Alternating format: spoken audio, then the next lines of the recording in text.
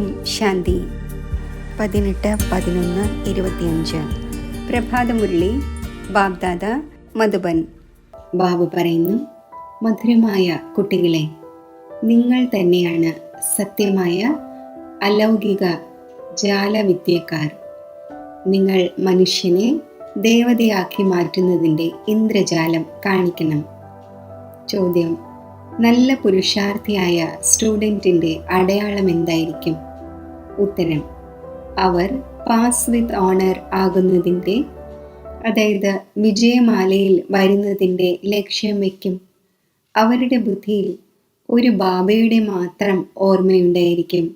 ദേഹസഹിതം ദേഹത്തിൻ്റെ സർവ സംബന്ധങ്ങളിൽ നിന്നും ബുദ്ധിയോഗം വേർപെടുത്തി ഒന്നുമായി പ്രീതി വയ്ക്കും. ഇങ്ങനെയുള്ള പുരുഷാർത്ഥികളാണ് മാലയിലെ മുത്തായി മാറുന്നത്. ഓം ശാന്തി. ആത്മീയ കുട്ടികൾക്ക് ആത്മീയ പിതാവിരുന്ന് മനസ്സിലാക്കിച്ചു തരുന്നു. ഇപ്പോൾ ആത്മീയ കുട്ടികളായ നിങ്ങൾ ജാലവിദ്യക്കാരനും ജാലവിദ്യക്കാരിയും ആയിക്കഴിഞ്ഞു. അതിനാൽ ബാബയെയും ജാലവിദ്യക്കാരൻ എന്ന് പറയുന്നു. മനുഷ്യനെ ദേവതയാക്കി മാറ്റുന്നു. ഇങ്ങനെയുള്ള ഒരു ജാലവിദ്യക്കാരനും ഉണ്ടാകില്ല. ഇത് ഇന്ദ്രജാലമാണല്ലോ. എത്ര വലിയ സമ്പാദ്യം ഉണ്ടാക്കുന്നതിൻ്റെ വഴിയാണ് നിങ്ങൾ പറഞ്ഞു കൊടുക്കുന്നത്. സ്കൂളിൽ ടീച്ചറും സമ്പാദിക്കുവാൻ പഠിപ്പിക്കുന്നു.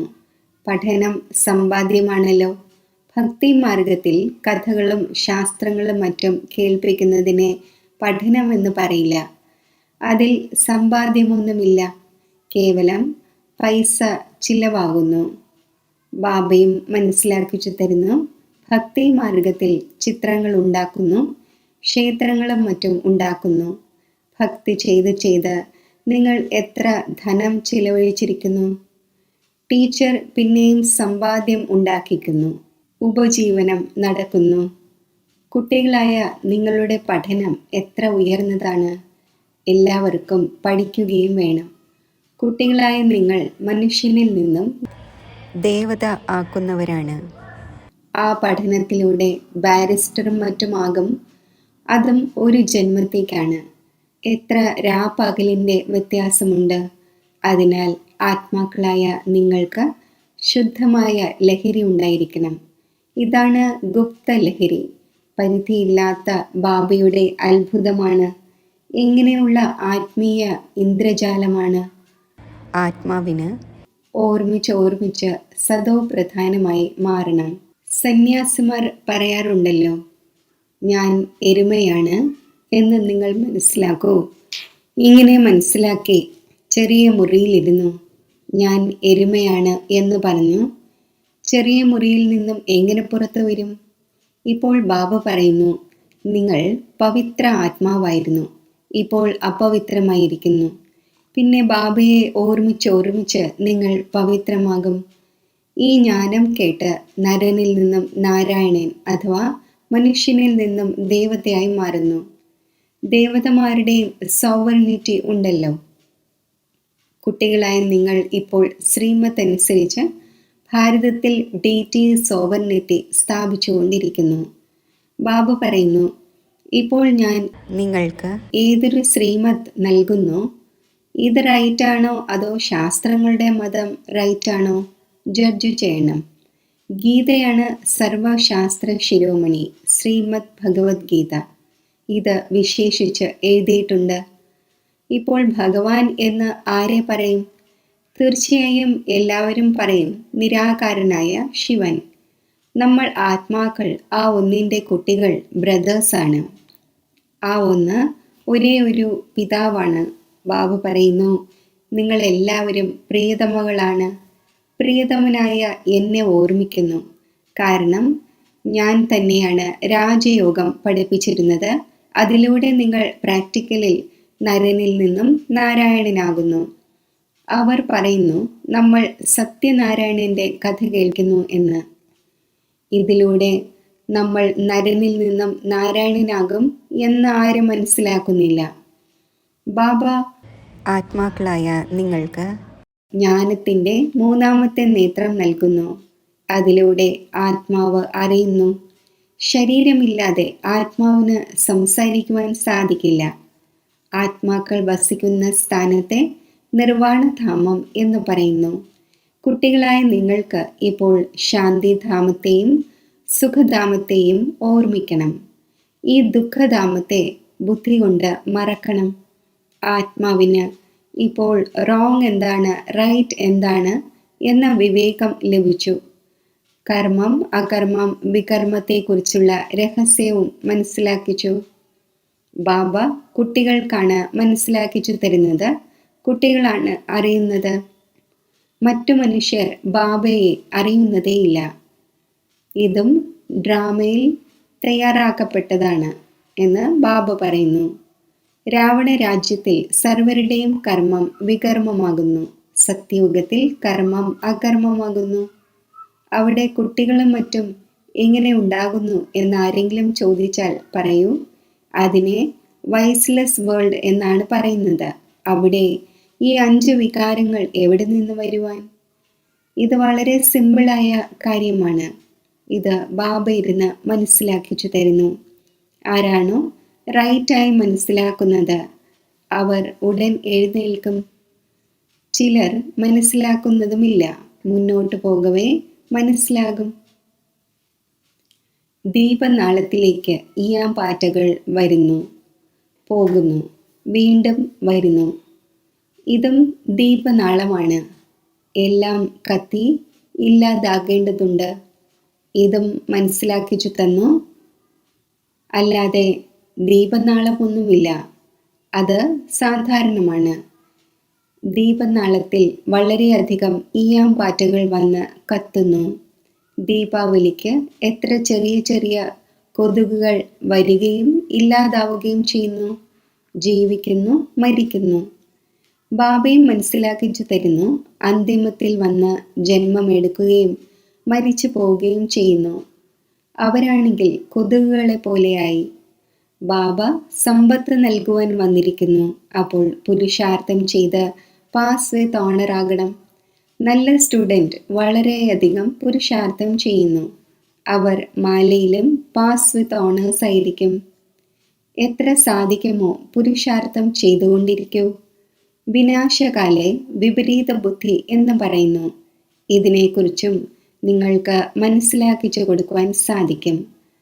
നമ്മുടേത് ബാബയുമായി പ്രീത ബുദ്ധിയാണ്. ഒരു ബാബയെ അല്ലാതെ മറ്റാരെയും നമ്മൾ ഓർമ്മിക്കുന്നില്ല. ബാബ പറയുന്നു, ദേഹസഹിതം ദേഹത്തിൻ്റെ സർവസംബന്ധവും ഉപേക്ഷിച്ച് എന്നെ മാത്രം ഓർമ്മിക്കൂ. ഭക്തി മാർഗത്തിൽ വളരെയധികം ഓർമ്മിച്ചു വന്നു, ഹേ ദുഃഖം ഹരിച്ച് സുഖമുണ്ടാക്കുന്നവനെ എന്ന്. അപ്പോൾ തീർച്ചയായും ബാബ സുഖം നൽകുന്നവനാണല്ലോ.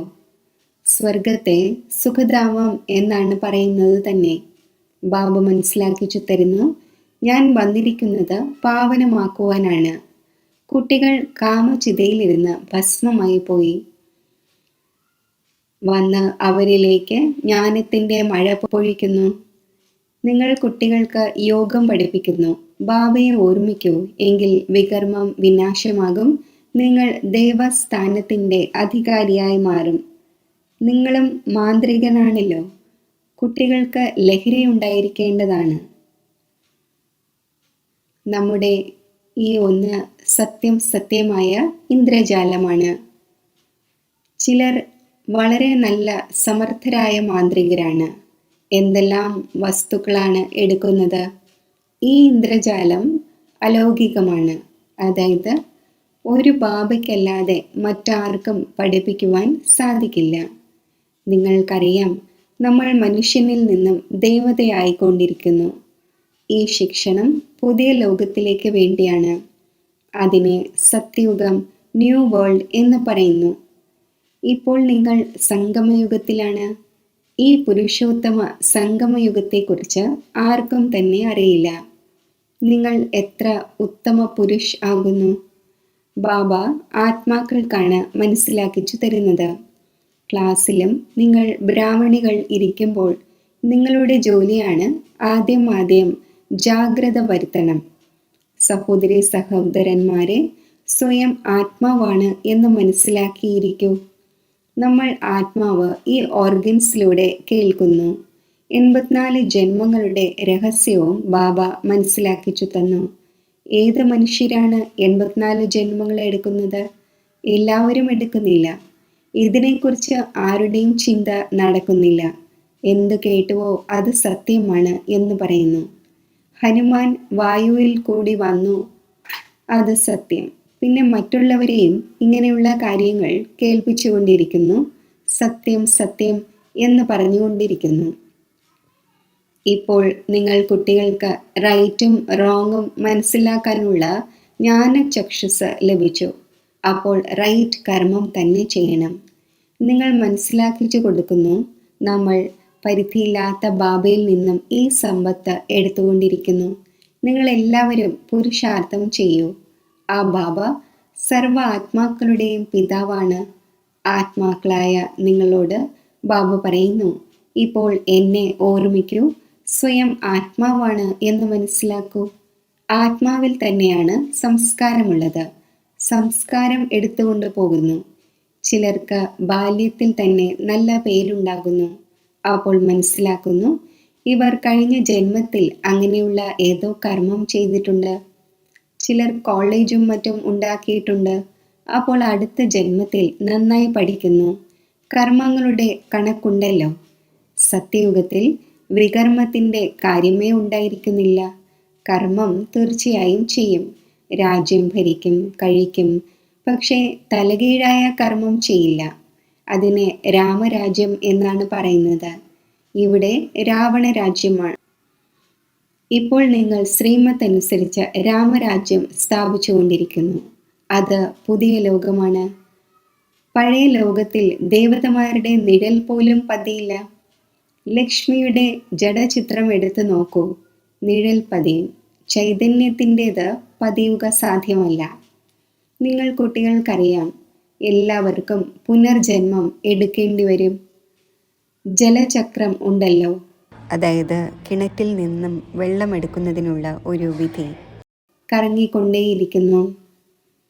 നിങ്ങളുടെ ഈ ചക്രവും കറങ്ങിക്കൊണ്ടിരിക്കുന്നു. ഇതിനെക്കുറിച്ച് തന്നെയാണ് ഉദാഹരണം മനസ്സിലാക്കിച്ചു തരുന്നത്. പവിത്രതയാണ് ഏറ്റവും നല്ലത്. കുമാരി പവിത്രമാണ്. അതിനാൽ എല്ലാവരും അവരുടെ പാദത്തിൽ വീഴുന്നു. നിങ്ങളാണ് പ്രജാപിത ബ്രഹ്മകുമാർ കുമാരിമാർ. മെജോറിറ്റി കുമാരിമാരുടേതാണ്. കുമാരിയിലൂടെ ബാണം കൊള്ളിച്ചു എന്ന് മഹിമയുമുണ്ട്. ഇതാണ് ജ്ഞാനബാണം. നിങ്ങൾ സ്നേഹത്തോടെ ഇരുന്ന് മനസ്സിലാക്കിച്ചു കൊടുക്കുന്നു. ബാബയാകുന്ന സദ്ഗുരു ഒന്നേ ഉള്ളൂ. ആ ഒന്ന് സർവരുടെയും സദ്ഗതിദാതാവാണ്. ഭഗവാൻ ഉവാച മന്മനാഭവ. ഇതും മന്ത്രമാണല്ലോ. ഇതിൽ തന്നെയാണ് പ്രയത്നമുള്ളത്. സ്വയം ആത്മാവാണ് എന്ന് മനസ്സിലാക്കി ബാബയെ ഓർമ്മിക്കൂ. ഇതാണ് ഗുപ്ത പ്രയത്നം. ആത്മാവ് തന്നെ തമോ പ്രധാനമായിരിക്കുന്നു, വീണ്ടും സദോ പ്രധാനമാകണം. ബാബ മനസ്സിലാക്കിച്ചു തന്നു, ആത്മാക്കളും പരമാത്മാവും വളരെ കാലം വേറിട്ടിരുന്നു. ആരാണോ ആദ്യം വേർപിരിഞ്ഞത് അവരെ തന്നെയാണ് ആദ്യം കണ്ടുമുട്ടുന്നത്. അതിനാൽ ബാബ പറയുന്നു, ഓമനകളും സിഖിലതയുമായ കുട്ടികളെ എന്ന്. ബാബയ്ക്കറിയാം എപ്പോൾ മുതൽ ഭക്തി ആരംഭിച്ചു എന്ന്. പകുതി പകുതിയാണ്. പകുതി കൽപ്പം ജ്ഞാനം, പകുതി കൽപ്പം ഭക്തി. രാത്രിയും പകലും 24 മണിക്കൂറിലും 12 മണിക്കൂർ AM, 12 മണിക്കൂർ PM ആയിരിക്കും. കൽപ്പവും പകുതി പകുതിയാണ്. ബ്രഹ്മാവിൻ്റെ പകൽ, ബ്രഹ്മാവിൻ്റെ രാത്രി. പിന്നെ കലിയുഗത്തിൻ്റെ ആയുസ് ഇത്രയും നീണ്ടത് എന്തുകൊണ്ടാണ് ആക്കുന്നത്? ഇപ്പോൾ നിങ്ങൾക്ക് റൈറ്റും റോങ്ങും പറഞ്ഞു കൊടുക്കാൻ സാധിക്കും. ശാസ്ത്രങ്ങളെല്ലാം ഭക്തി മാർഗത്തിൻ്റെതാണ്. പിന്നെ ഭഗവാൻ വന്ന് ഭക്തിയുടെ ഫലം നൽകുന്നു. ഭക്തരുടെ രക്ഷകൻ എന്ന് പറയുന്നുവല്ലോ. മുന്നോട്ട് പോകവേ നിങ്ങൾ സന്യാസിമാർക്കും മറ്റും വളരെ സ്നേഹത്തോടെ ഇരുന്ന് മനസ്സിലാക്കിച്ചു കൊടുക്കും.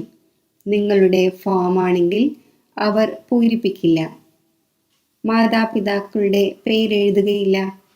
ചിലരൊക്കെ പറഞ്ഞു തരുന്നു, ബാബ പോയി ചോദിക്കുമായിരുന്നു, എന്തുകൊണ്ട് സന്യസിച്ചു, കാരണം പറയൂ.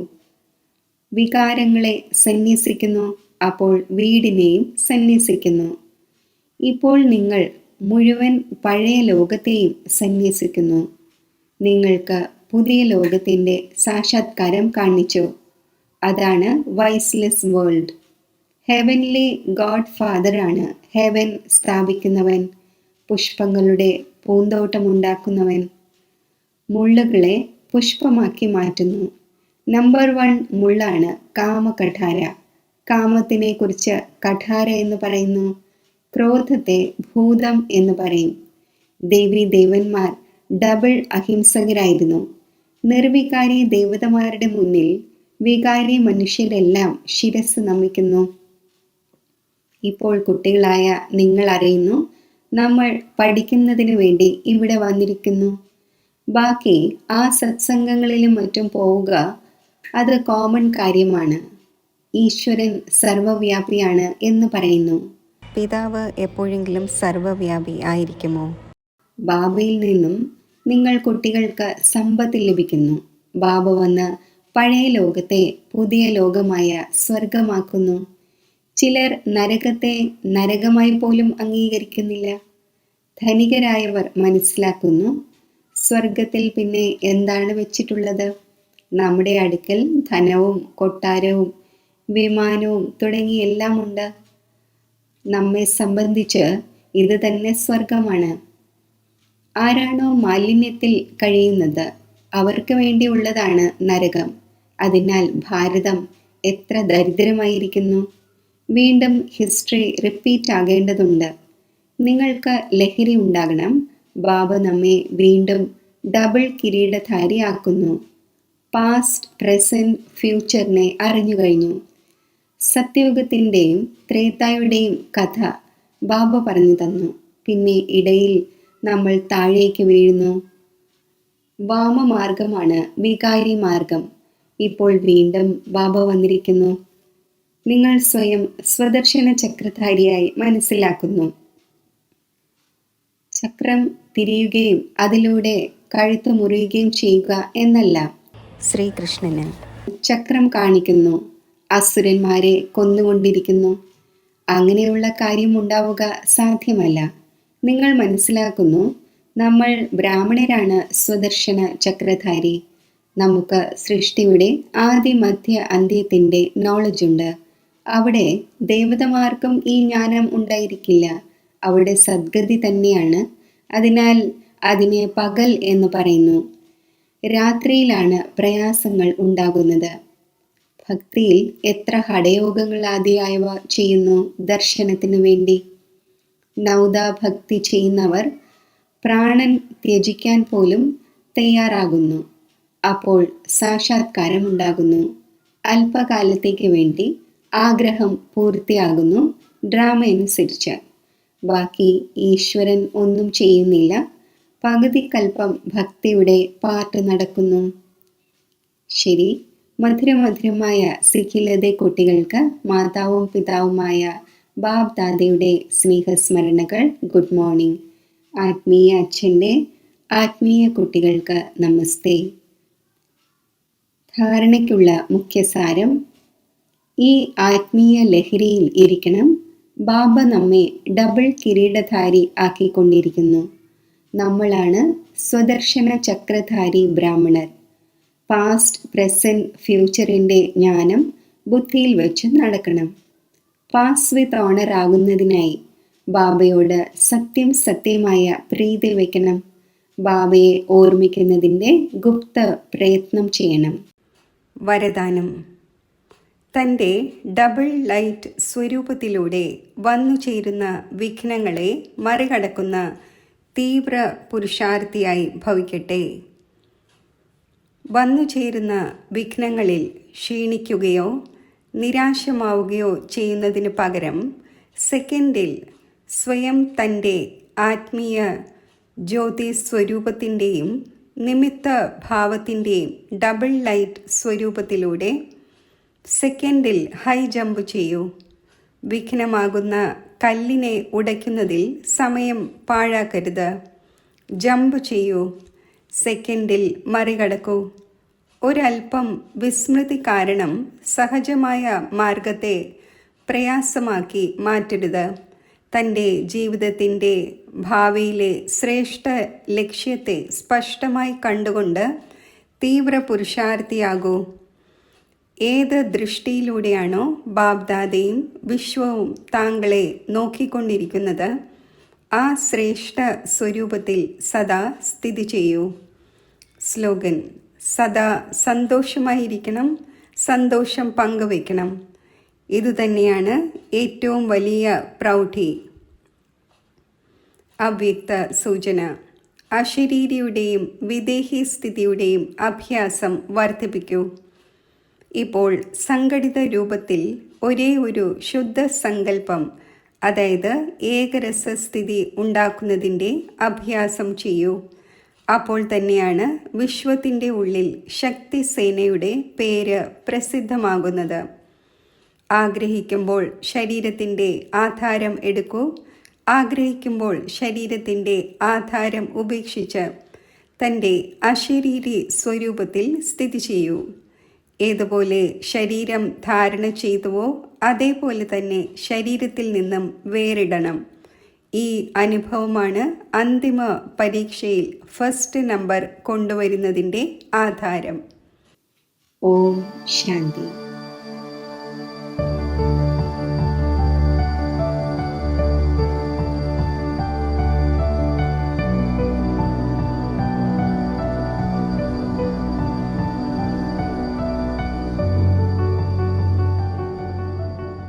ഞാൻ ആത്മാവ്, വിധാതാവും വരദാതാവുമായ ബാബയിൽ നിന്നും ശാന്തിയുടെയും ശക്തിയുടെയും ഖജനാവുകൾ ശേഖരിക്കുകയാണ്.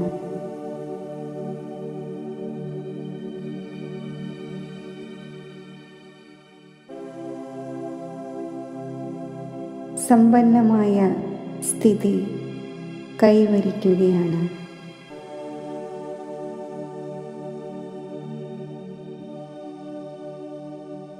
മന്മനാഭവയുടെ മന്ത്രസ്വരൂപമായ ഞാൻ ലൈറ്റ് ഹൗസ്, മൈറ്റ് ഹൗസ് ആകുന്നു.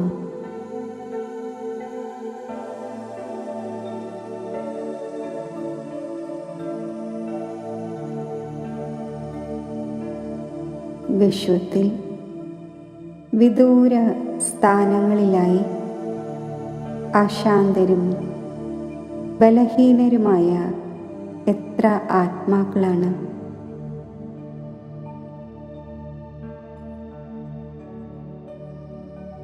അങ്ങനെയുള്ള ആത്മാക്കൾക്ക് ഞാൻ ഈ ലൈറ്റ് ഹൗസ്, മൈറ്റ് ഹൗസ് സ്ഥിതിയിലൂടെ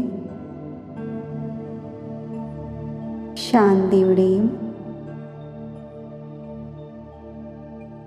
ശക്തിയുടെയും പ്രകാശകിരണങ്ങൾ നൽകുകയാണ്.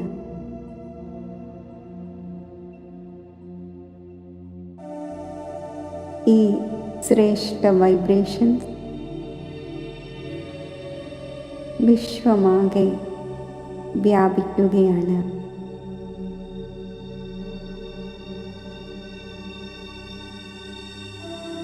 അശാന്തരും ബലഹീനരുമായ ആത്മാക്കൾ ശാന്തിയും ശക്തിയും സ്വീകരിച്ച് അവരുടെ ശാന്തിയാകുന്ന ആത്മധർമ്മത്തിൽ സ്ഥിതി ചെയ്യട്ടെ.